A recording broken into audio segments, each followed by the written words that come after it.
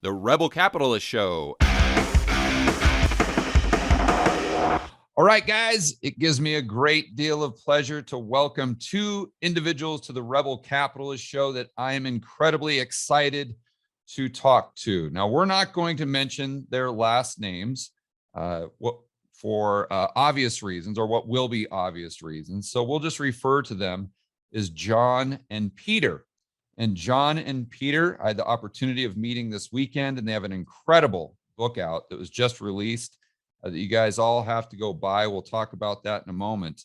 But these are two individuals who have experienced an extreme amount of censorship, and they have studied history. So we're going to talk about a lot of different topics today, but actually what I'd like to talk about is disinformation, misinformation, the ministry of truth, and kind of what that means for the future of the United States and how dangerous this concept is. And so, first of all, gentlemen, welcome to the Rebel Capitalist Show. Thank you. So, Peter, if you could maybe start off by telling us your experience with censorship. And for most of my viewers, they'll recognize who you are, but we don't need to go into what has made you famous over the last 2 years. Because again, I think the more important topic moving forward is not the fact that the cerveza sickness was dangerous, or maybe some of the medicines were dangerous, but more so what's a bigger threat, in my opinion, is this attack on a dissenting view and this push towards censorship. So what has been your experience with censorship over the last 2 years? I can address, and thank you so much for having me on the show. I can address the issue within the scientific world of peer-reviewed publication. So this is very important. We rely on submission of scientific manuscripts, whether it's original data, a review paper which summarizes the work of others, or opinion, or what's called editorial papers. And in the fields of the biological sciences, they are, in a sense, once they're fully vetted and peer reviewed, they're memorialized in the National Library of Medicine. You can search them under PubMed. You can go back 100 years or more. And so whatever is published in PubMed, in a sense, becomes a permanent installation. And in the last few years, a very disturbing trend occurred in the peer-reviewed literature, which always presents an array of different points. I can tell you, on any form of therapy, there will be papers that strongly support the therapy, and other papers that think that therapy is too dangerous or has shortcomings to it. And there's always a give and take in the medical literature. Same thing with a surgery. There'll be proponents of a surgery, and there'll people say, "Oh, the surgery doesn't work."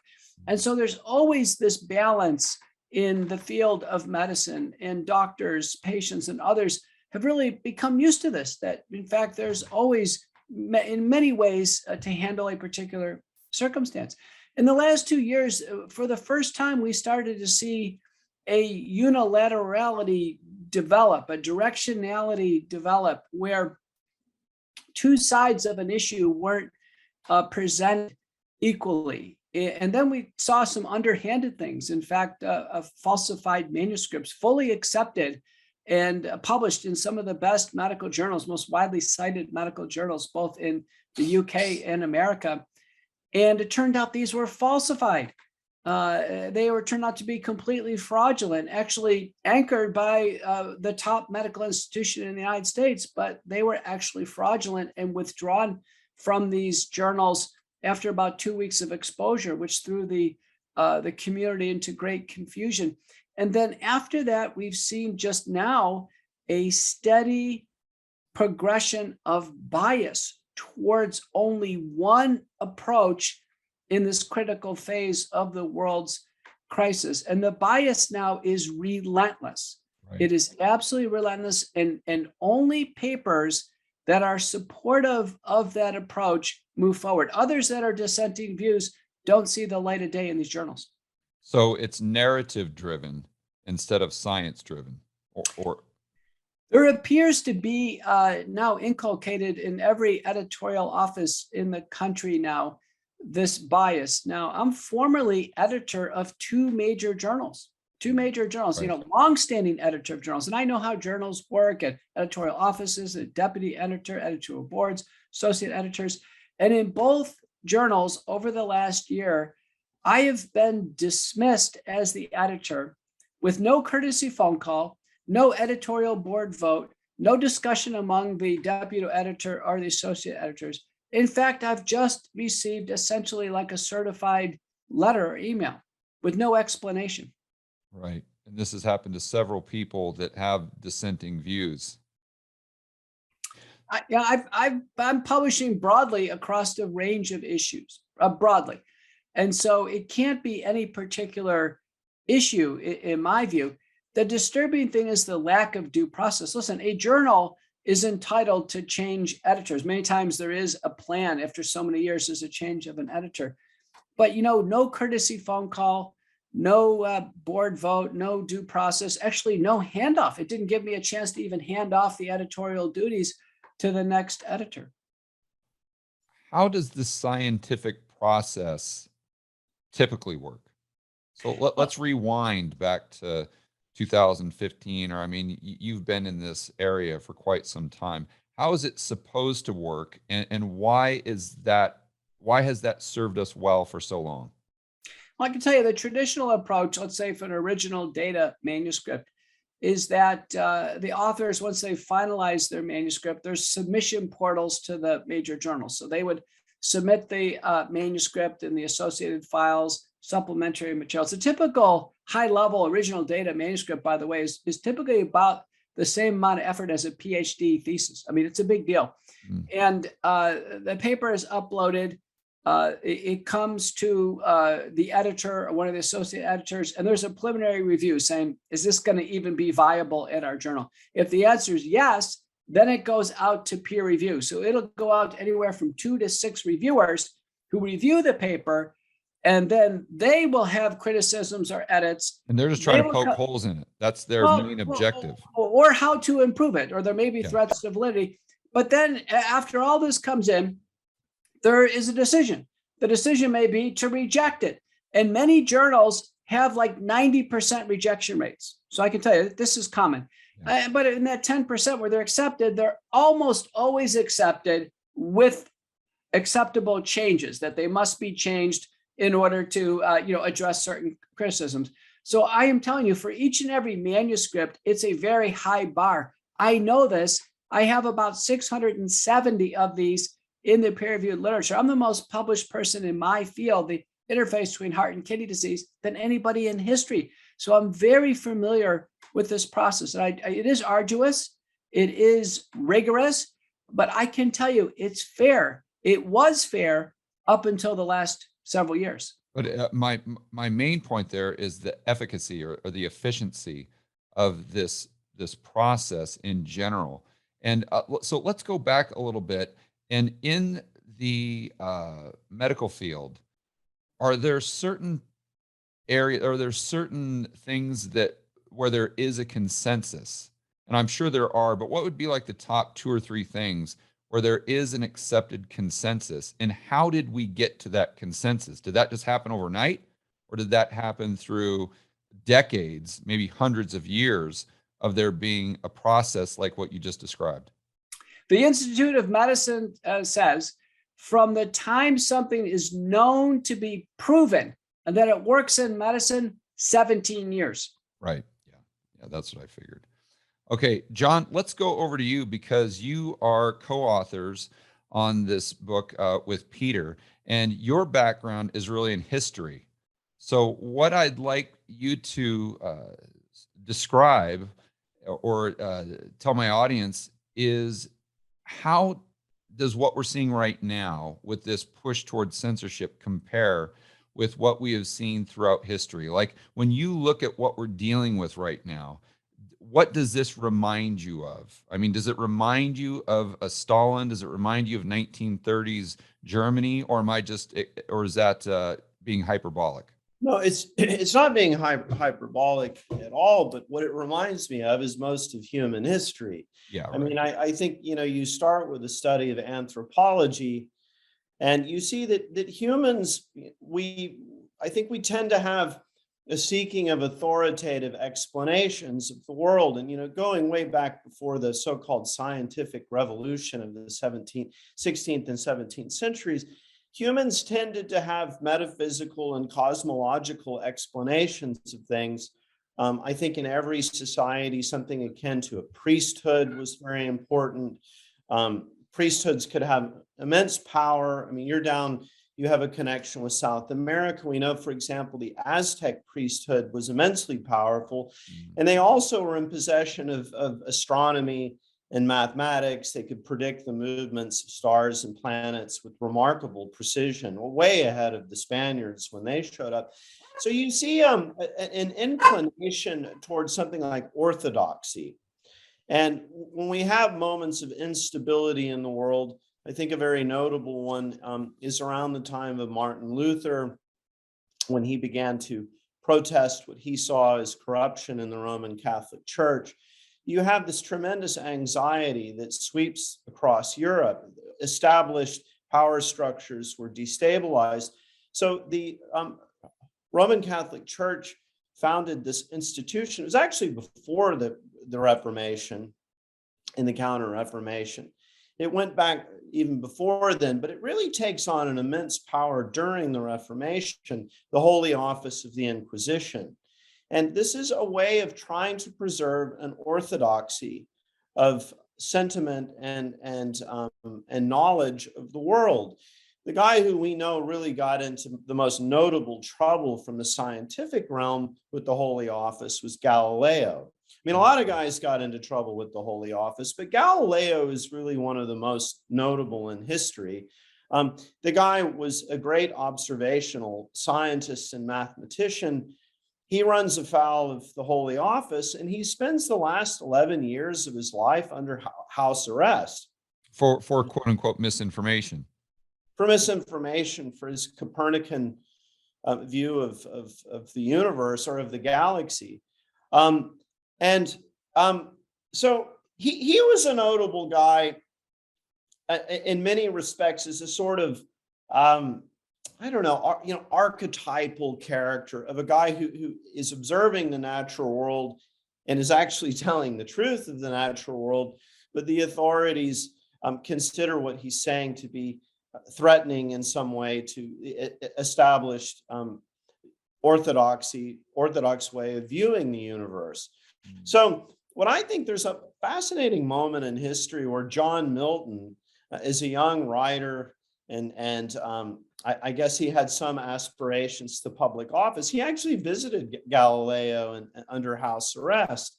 And as an English-speaking writer, I've always been interested in the character of Milton. In 1644, he gave a speech before Parliament. It was this fiery defense of free speech. And so, this conflict between orthodoxy and free speech, I mean, it really goes, at least as far back as the 17th century. Milton really giving a spirited defense of it. By the time we get to our founding fathers, James Madison, I mean, he had a very clear view of this. I'll try and sum up, I think, what our founding fathers considered to be. Yeah, that was my next question. I mean, what they realized is that there's always a competition in society about who's right and who's wrong about vitally important things affecting the health of the body politic, and in the case of medicine, the health of the physical health of human beings. But what Madison in particular concluded, and he was a great historian and a great student of literature going back to the Romans and Greeks, our founding fathers were remarkably educated. These were guys that grew up in libraries. They learned Latin and Greek. Apparently, Jefferson could write Latin and Greek simultaneously. I mean, these were very, very gifted people who studied history. And what they concluded was it's best to let humans converse, talk, share notes. You're going to get rabble rousers and fanatics who are proposing things that are erroneous, that could lead people astray. But the deleterious consequences of trying to establish an orthodoxy, and this is the reality of the world, and that's it. And there's going to be no further discussion. They considered the outcome of that to be far, far more dangerous to society and to liberty and to progress in everything. Trade, science, medicine, everything advances through the free exchange of ideas and opinions and observations. So when I graduated in 1996 from grad school with my master's degree in political philosophy, I really naively just thought this is a settled thing, at least in the United States. I just, it never would have occurred to me in 1,000 years, if I could live so long, that we would suddenly have not only censorship, but widespread censorship. And then it culminates in our strange little drama over the last 2 years in censoring a man of just absolutely pure scholarship, such as Peter. I mean, and multiple I interviewed people him in on his position. We could list, I don't want to do it for the YouTube here, but we could list 4 or 5 people that would fit into that category as well. It's just, anyway, I've pontificated as I do. So it's the Holy Office of the Inquisition. It's the Soviet NKVD and KGB and the Cheka. It's the Gestapo. It's Goebbels' Ministry of Enlightenment. I mean, it's George Orwell's 1984. I mean, somebody told me the other day, have you heard about this kind of wacky development that's happening in Washington? They're talking about, it's something like a ministry of truth. And I said, no, that's from George Orwell's 1984. I mean, so that can't be. And he said, no, it really is like some kind of like federal ministry for maintaining orthodoxy. Like there can only be and I just thought, okay, now this is Rod Serling, John Leake has entered the twilight zone.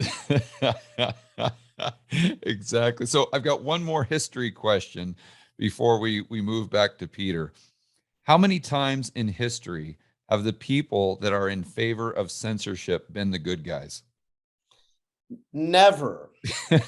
not once. I mean, now bear in mind, history is a documentation, it's a literary representation of what's happened.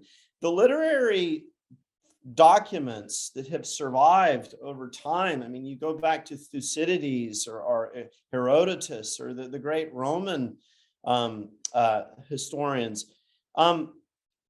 What has survived, what we know is every time there is this imposition of orthodoxy, and we will punish, we will burn, we will crucify, we will exile.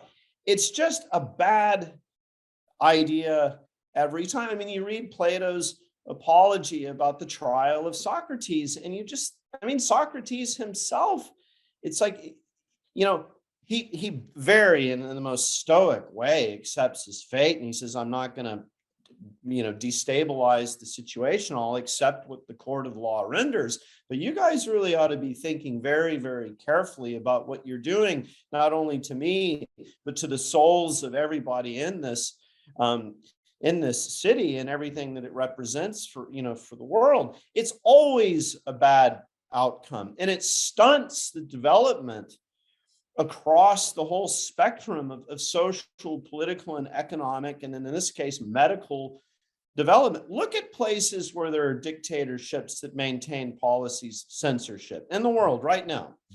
They are miserable, fearful, underdeveloped, benighted places of suffering. Places like the United States that have come to, if you're being suppressed and censored where you are, and you have something to say and something to contribute, come to us and contribute to us. And look at the prosperity that we've had. How could our educated or purportedly educated class in the year 2022 be advocating censorship? It is an unfathomably mysterious thing to me.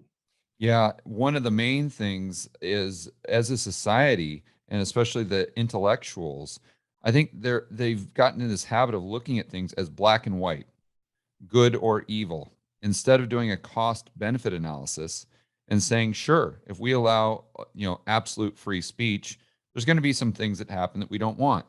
But that's the best, or that's the least bad formula we have. That's the least bad approach. So let's just look at the world through a constrained view, understand that we're imperfect human beings living in an imperfect world, and do what has worked best throughout history, although it's not perfect. Peter, what would you say? I'm sure you've given this a lot of thought. What's the slippery slope that we are on right now in your world as a result of this type of censorship? The slippery slope is that the interchange is now different. I'll give an example. A few years ago, maybe I would publish a paper and make a statement regarding lowering cholesterol and coronary heart disease. And then another doctor at another academic institution, and that doctor had a reputation and a track record. He would say, no, the cholesterol drugs work this way. And there would be an interchange, and everybody knew who each other's were. We're both seeking truth, but we have different viewpoints. The new normal is that I would analyze data or publish or gather my own information. I publish it. And then what would happen is there would be an anonymous fact checker.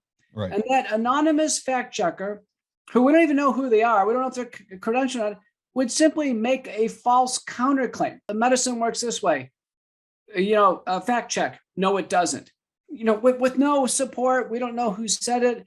And so what's going on now is anonymous fact checking by almost certainly uncredentialed people making false counterclaims. So these are methods of propagandists. Right. So our healthcare now is beholden, or could be beholden, to this Orwellian ministry of truth.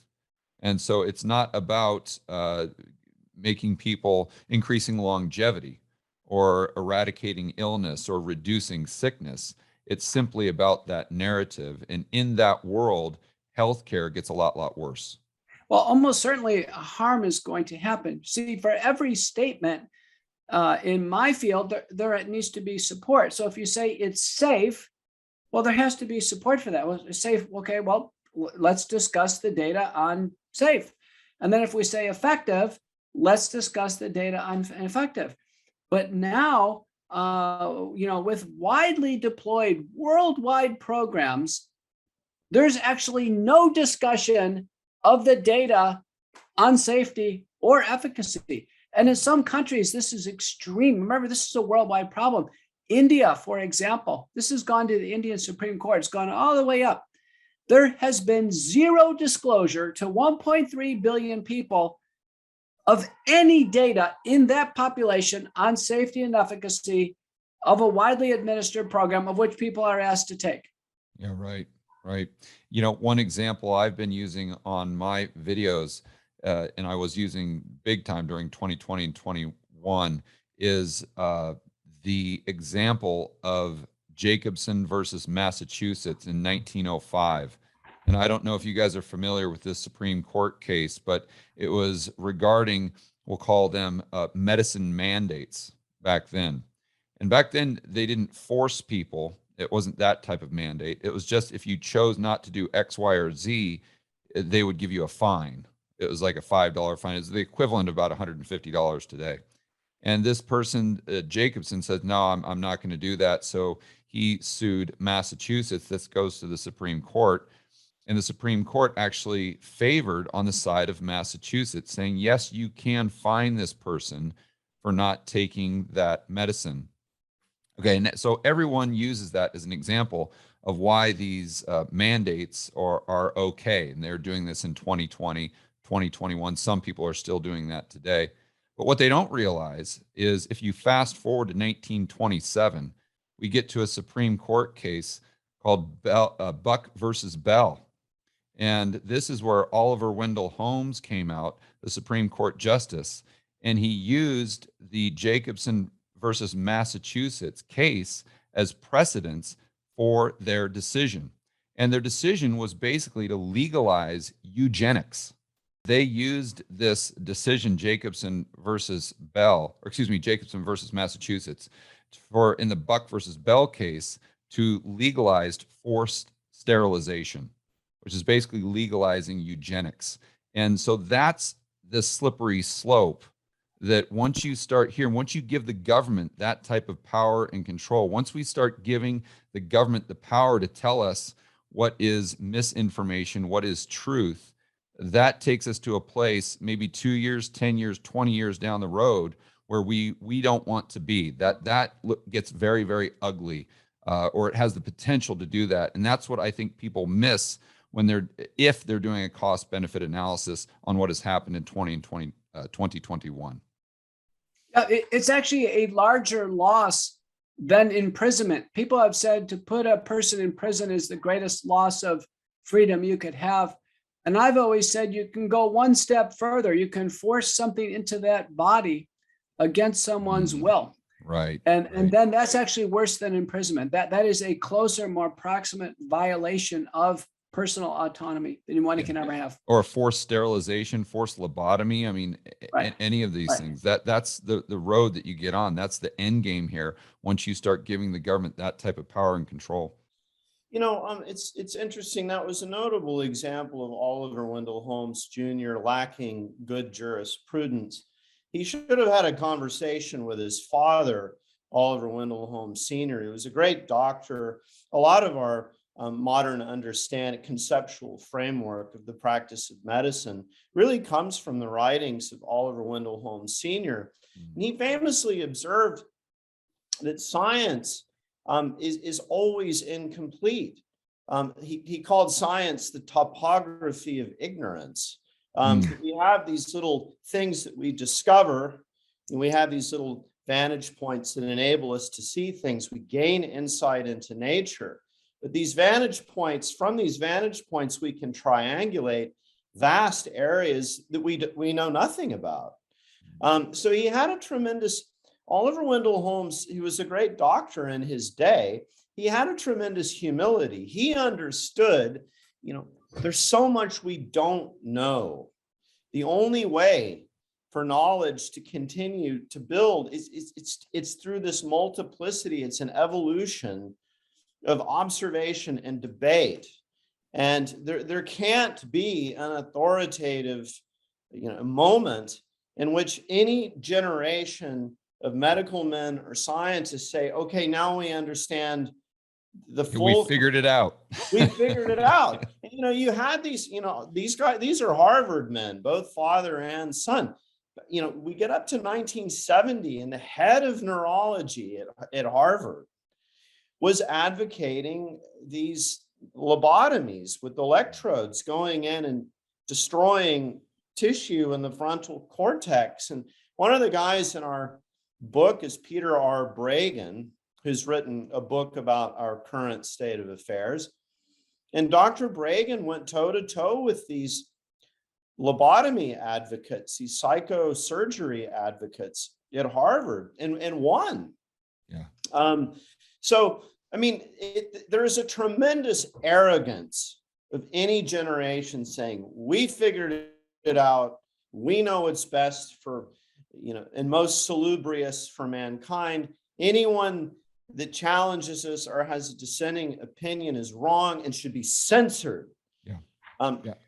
If you think about it, if there would have been social media back in the 1920s, they most likely would have labeled anything that was against eugenics scientific disinformation, because that idea that there's just some people that are genetically inferior or some people that are genetically superior, that was the quote unquote science back then. It was just to point out how wrong we get it in the topics of the day. In the actually it was a Pulitzer Prize winner, I believe, The Emperor of All Maladies by Mukherjee, a young fellow at Dana-Farber Cancer Institute. He writes about lung cancer, and one of the lead surgeons studying lung cancer, to the very day he died, he operated on lung cancer. He was convinced it was not due to smoking. And he himself smoked, and he himself died of lung cancer. When he went to the grave, he truly believed lung cancer was not due to smoking. That's how wrong we get it. In my lifetime, when I trained at Parkland Memorial Hospital in Dallas, the most common surgery we did was called a vagotomy and pyloroplasty 2. It was a stomach surgery. And we were doing the stomach surgery for ulcers in the stomach. This is in my career time frame. And it turned out the ulcers were due to a bacteria called Helicobacter pylori that we had no idea that in fact a bacteria. And so once we learned to treat the bacterial infection with a triple drug therapy, the surgeries went away. Wow. And so those are examples of how wrong we have it. But for the first time in my career, a priori, there was a pervasive view that the crisis at hand was absolutely untreatable with therapeutics.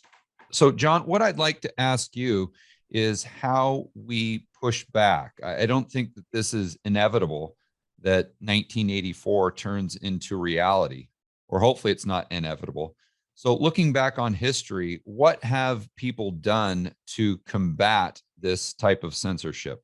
Well, if you look at the Soviet Union or the period of Germany between 33 and 45, you had brave individuals who would try and tell the truth.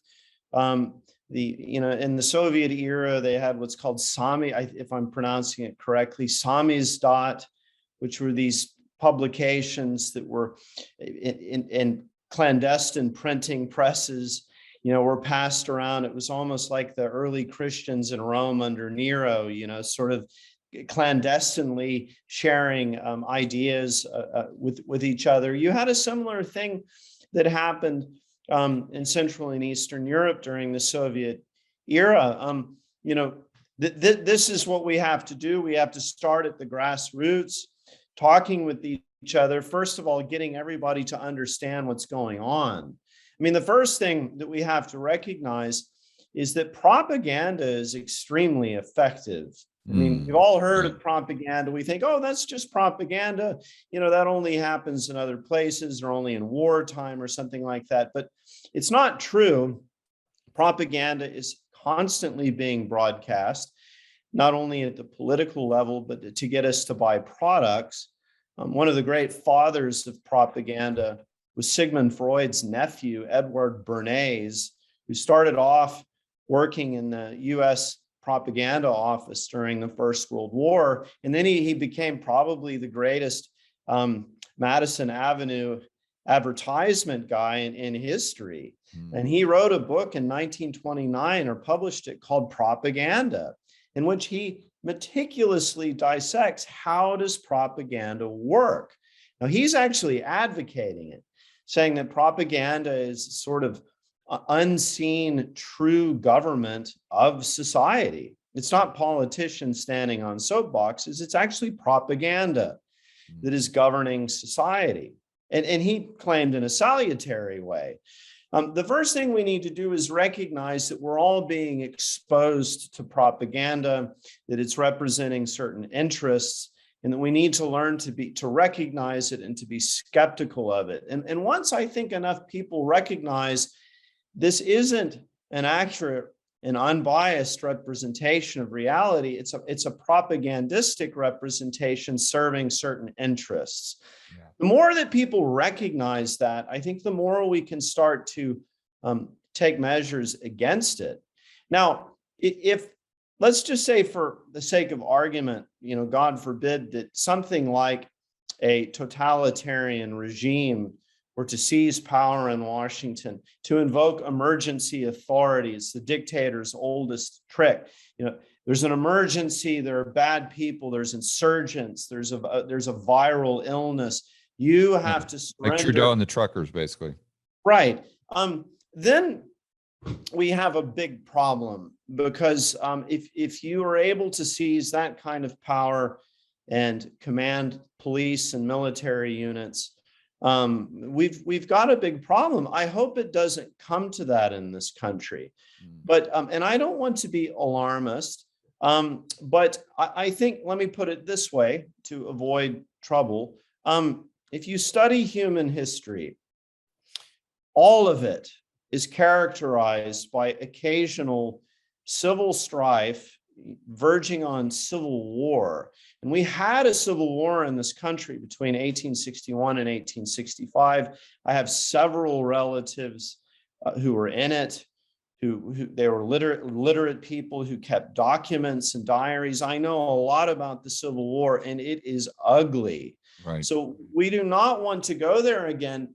But I fear that if we don't have some more prudential, grown-up, civic-minded people who assume positions of responsibility, I feel like we're really cruising for a bruising in this country. I'm very alarmed based on my understanding of history. Yeah, Peter, we discussed mass formation psychosis this weekend, and you thought that that may be contributing to what we're seeing today. And when you were saying that, I was thinking back to the 1970s and watching Milton Friedman and his series Free to Choose. I don't know if you guys remember that, but that's a series that he did, I believe, in the late 70s, early 80s on PBS, where he would make an assertion, do like a 45-minute video, and then they would have a debate between him and people that were like-minded, like Thomas Sowell,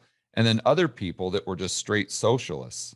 And then this was on TV. This is on PBS, and they'd go back and forth in this debate. There was no sacred holy cow. They were just trying to figure out, and Friedman loved people who disagreed with him. And I remember, Donahue. You guys remember that show? Yeah. For the young viewers, that was the Oprah of the 1970s, Phil Donahue. And he would frequently have people on like Doug Casey, like Milton Friedman, like Ayn Rand, as an example. And he was a liberal. And I look at what's happening today and I ask myself, could this have happened in the 1970s or in the 1980s? Or could it just happen today or in a fourth turning because of this mass formation psychosis? What are your thoughts? Yeah, it's interesting how you're trying to apply it. Just one comment regarding breaking censorship. Under the current crisis, I think one of the great impediments is the inability to meet in groups in person. Right. And so we've actually been shifted to this reliance on remote communication through the computer or other forms of medium. And, for the first time during the crisis, I've been called into people's homes and going to home and to meet with 20 or 30 other people to ask me, what my opinions, have some interchange. I remember going to a home in San Diego and just meeting with other doctors to just discuss what's going on. So, I think there is a tremendous power to the in-person program. That's actually, we just had one together this weekend, and you saw the dynamics there. And I think there's no substitute for that. I'm greatly concerned.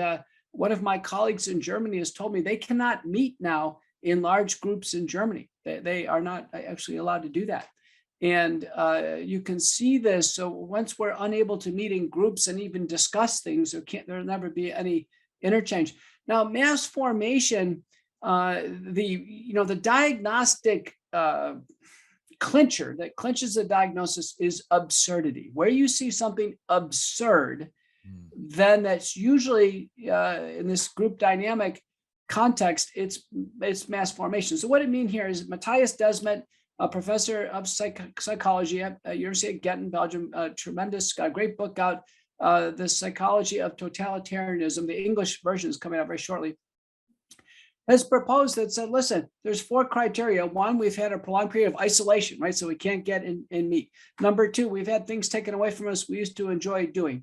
Number 3, constant free floating anxiety through a whole variety of messaging and interactions. Then number 4, which is the capper, is that the solutions come from entities of authority, typically, a government or an agency. And so we fulfilled mass formation. So anywhere you see absurdity, complete absurdity. One of the best examples has to do with, wearing various forms of facial protection. And there, someone swimming in a swimming pool with it on, or driving a car with it on. There's countless examples of absurdity. Spraying the sidewalk with decontamination spray. It's just You're talking over the weekend. You're talking about people spraying their shoes in Yeah. China right now. Yeah, China, they're spraying yeah. their shoes. You'd say that's absurd. These types of things. So wherever you see absurdity, and there's medical absurdity. So, if I did a medical intervention to prevent something, and then the patient got it, and then I did it again to prevent something, and the patient got it, and I did it again. And if I kept doing that if I gave a failed intervention over and over again to prevent something and it didn't prevent the illness, that would be absurd. And so we're seeing now countless examples of absurdity. I'll tell you something else that's absurd is the idea that a single medical product can be taken by every human being on earth. Yeah, panacea. That's absurd. It's absurd. The human body is not that accepting. It doesn't work for blood pressure, for diabetes, cholesterol. Not every human body can take the same intervention. Yeah, but we're seeing absurdity in all areas of life in society. I mean, we've got people who were born male swimming and just dominating female athletes. And when I was growing up, that would have been absolutely absurd that you would be unfair to 99% of females just to be quote unquote fair to maybe 0.000001% of people who were born male. I wonder, have either of you gentlemen ever seen the famous interview that the KGB defector Yuri Bezmenov gave to the John Birch Society in 1983? No, what was that? Oh, this is, I mean, it's like, he might as well have been describing where we are right now. He was a high-ranking KGB counterintelligence guy, and he defected from the Soviet Union. He first went to Canada, but then he was let into the States, and he gave some interviews in the early 80s. Yuri Bezmenov, I highly recommend watching. Famous interview. And he said, it is a mistake to think that the KGB, the Soviet intelligence apparatus, he's a very funny guy too. He speaks English with great wit. He says, we all like to think of the intelligence service as the clandestine. It's daring do spies behind enemy lines.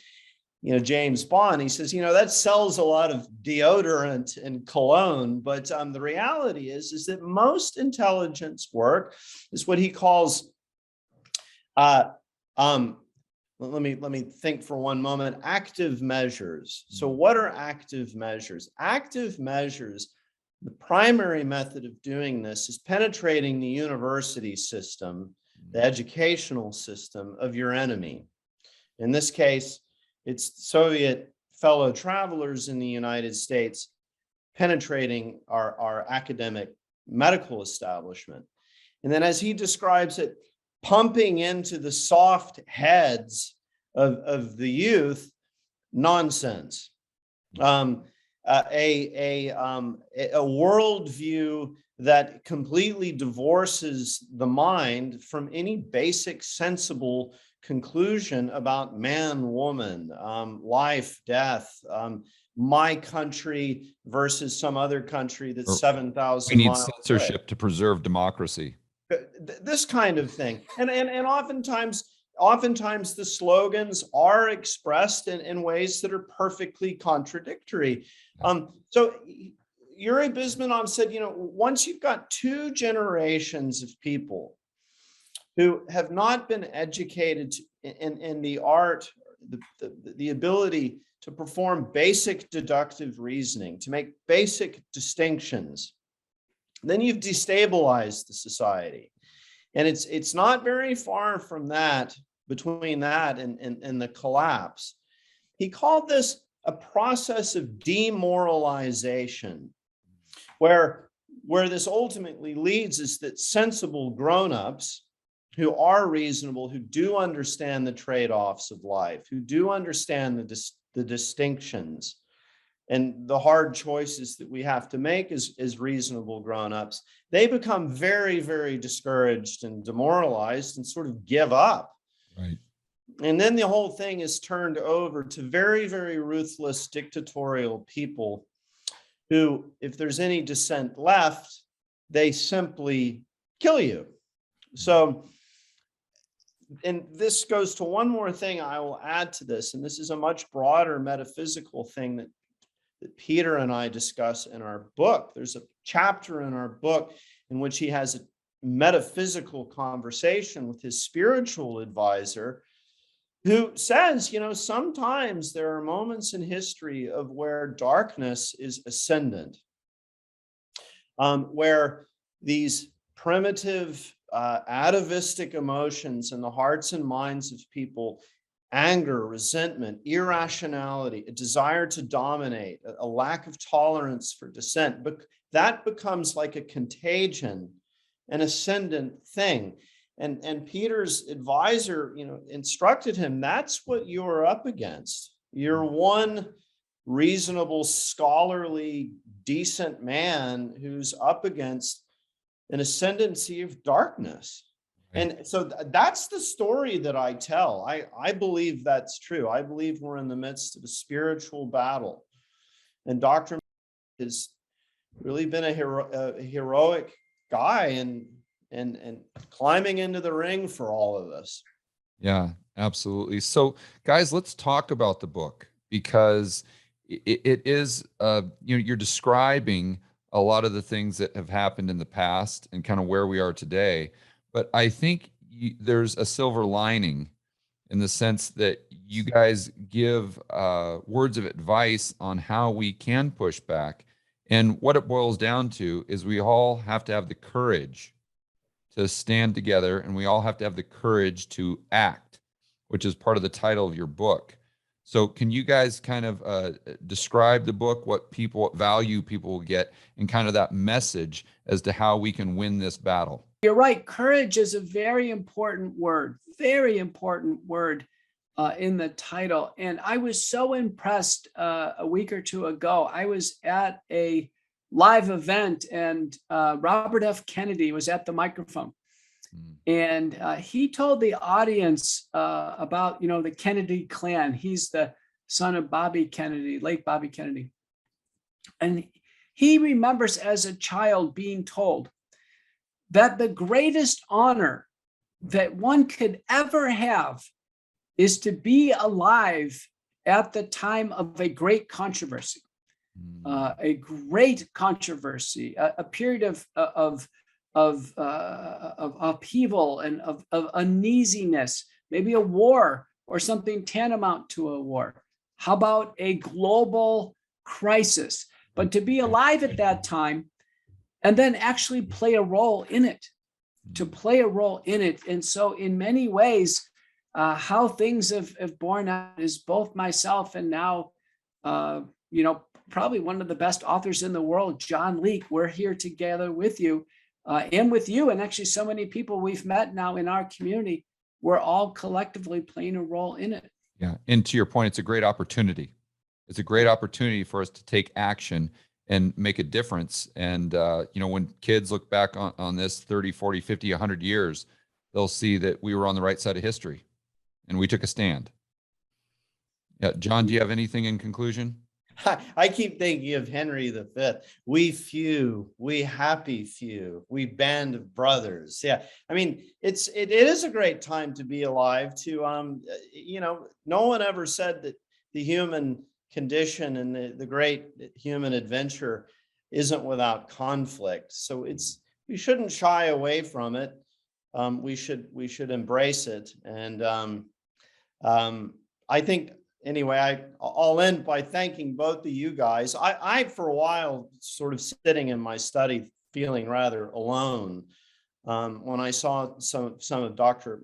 Senate testimony in late 2020. It was for the first time I really had a feeling of hope that, maybe we're not just completely stumbling in the dark on this thing. Maybe there's guys and girls around who can come together and push back for for the true spirit of light out of darkness, and truth over propaganda. There's more of us than there is of them, John. Honestly, there's you got a bunch of people that are authoritarians, but there's far more people in the world, especially in the United States, who value freedom, liberty, and the principles that this country was built on. So we'll go ahead and end it at that. Guys, where can everyone get the book? On Amazon? Go to our website. That's your portal to buying the book, couragetoface.com. Here is what the book looks like. Couragetoface.com, and there's a portal to buy the book. Awesome, guys. Appreciate your time. Can't wait to do it again. All right. Thank you. Hello, fellow Rebel Capitalists. Do you enjoy watching these interviews I do for the Rebel Capitalist Show? Well, if so, you would absolutely love Rebel Capitalist Live. This is the conference I do twice per year, and we've had speakers like Robert Kiyosaki, Lynn Alden, Rick Rule, Jeff Snyder, and Dr. Ron Paul, just to name a few. So go to rebelcapitalistlive.com and check out the next event we have scheduled in Miami.